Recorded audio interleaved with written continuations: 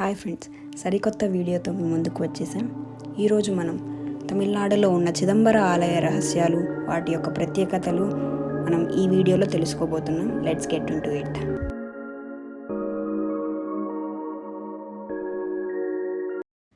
సృష్టిలో ప్రతి ప్రాణికి పంచభూతాలే జీవన ఆధారం. ఆ పంచభూతాలు పృథ్వీ, ఆకాశం, జలం, అగ్ని, వాయు. కంచిలో ఉన్న పృథ్వీలింగం, చిదంబరంలో ఉన్న ఆకాశలింగం, జంబుకేశ్వరంలో ఉన్న జలలింగం, అరుణాచలంలో ఉన్న అగ్నిలింగం, శ్రీకాళహస్తిలో ఉన్న వాయులింగం. వీటిల్లో 4 ఆలయాలు తమిళనాడులో ఉండగా మరొకటి ఆంధ్రప్రదేశ్లోని శ్రీకాళహస్తిలో ఉన్నది. ఈ పంచభూత లింగాలలో ఒకటైన చిదంబరం నుంచి వచ్చింది ఈ చిదంబర రహస్యం అన్నమాట. చిదంబర రహస్యం అని ఎందుకంటారు? పంచభూత లింగాలలో ఒకటైన ఆకాశలింగం తమిళనాడు చిదంబరంలో కొలువు తీరింది. చిత్ అంటే జ్ఞానం, అంబరం అంటే ఆకాశం. ఇక్కడ లింగం వెనుక ఒక పరదా కనిపిస్తుంది. దాని వెనుక ఏమీ ఉండదు, అంతా ఖాళీ. ఆకాశం అనంతంగా ఉన్నంత ఖాళీగా ఉంటుంది. అందుకే దాచిపెట్టిన విషయాన్ని చిదంబర రహస్యం అంటామని స్థల పురాణం చెప్తుంది. పరమశివుడు ఆనంద తాండవం చేసే ప్రాంతంగా ప్రసిద్ధి. అందుకే శివుడు ఇక్కడ నటరాజస్వామి రూపంలో కొలువై ఉంటాడు. ఈ ఆలయానికి ఉన్న 9 ద్వారాలను నవరంధ్రాలకు సూచకులుగా చెప్తారు. మనిషికి నవరంధ్రాలు ఉన్నట్టే చిదంబర దేవాలయానికి 9 ప్రవేశ ద్వారాలు ఉన్నాయి. మనిషి రోజుకు 21,600 సార్లు గాలి పీలుస్తాడు. ఇందుకు సూచకంగా చిదంబరం దేవాలయంలో పైన 21,600 బంగారపు రేకులు తాపడం చేశారు. ఆ బంగారపు రేకులు తాపడం చేయడానికి 72,000 బంగారపు మేకులను వాడారు. మన శరీరంలో ఉండే నాడులు 72,000 అని వేదం చెప్తుంది. ఈ ఆలయంలో శివుని నటరాజు నృత్య రూపంలో పూజించే ఏకైక శివాలయం అని చెప్పవచ్చు. సాధారణంగా ప్రతి శివాలయంలో శివుణ్ణి శివలింగం రూపంలో పూజించడం గమనించవచ్చు. పరమశివుడు, మహావిష్ణువు ఇద్దరు పక్కపక్కనే పూజలు చేసే ప్రధాన ఆలయం ఇక్కడ మాత్రమే ఉంటుంది. విష్ణువు గోవిందరాజ పెరుమాళ్ స్వామిగా, శివుడు ఇద్దరు అదే ఆలయ ప్రాంగణంలో పూజింపబడుతున్నారు.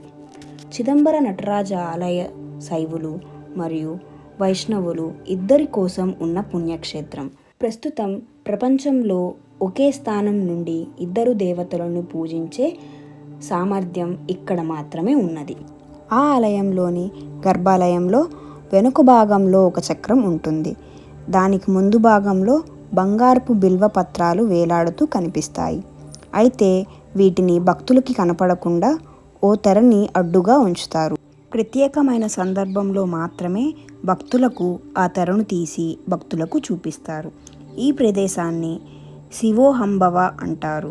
శివ అంటే దైవం, అహం అంటే మనం. మన మనసు దైవంలో ఏకమయ్యే ప్రదేశమని అర్థం. అనుకోకుండా మేము వెళ్ళిన రోజు ఆ అద్భుతం చూడటం జరిగింది. చిదంబరం ఆలయంలోని నటరాజస్వామి విగ్రహం కాలి బొటన వేలు భూమి అయస్కాంత క్షేత్రానికి మధ్య బిందువు అని శాస్త్రవేత్తలు ఎన్నో పరిశోధనల అనంతరం స్పష్టం చేశారు. ఇక్కడ శివుడు తాండవ అని పిలువబడే విశ్వనృత్యాన్ని ప్రదర్శించినట్లు పరిగణించబడుతుంది. శివుడు తన విశ్వనృత్యాన్ని ప్రదర్శించిన 5 సభలు: చిత్ సభ, కనక సభ, రాజసభ, రుత్సభ, దేవసభ. చిత్ సభ అనగా ప్రధాన సభ. ఇక్కడ ప్రధాన దేవుడు నటరాజస్వామి ఆనంద తాండవం చేస్తారు. కనక సభ అనగా చిత్ సభ ముందు ఉన్న ఈ మండపంలో ప్రధాన పూజా కార్యక్రమాలు, పండుగలు జరుగుతాయి.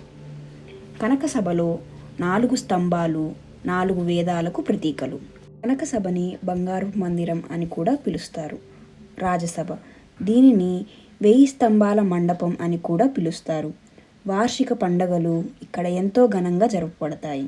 ఇది విశ్వాన్ని సూచిస్తుంది. రుత్సభ, నృత్సభ ఇక్కడ నటరాజస్వామి పోనాంబలం రూపంలో ఆకాశ తాండవం చేశారు. ఇక్కడ శివుడు మరియు కాళీ అమ్మవార్ల మధ్య ప్రసిద్ధ నాట్యం పోటీ జరగబడింది.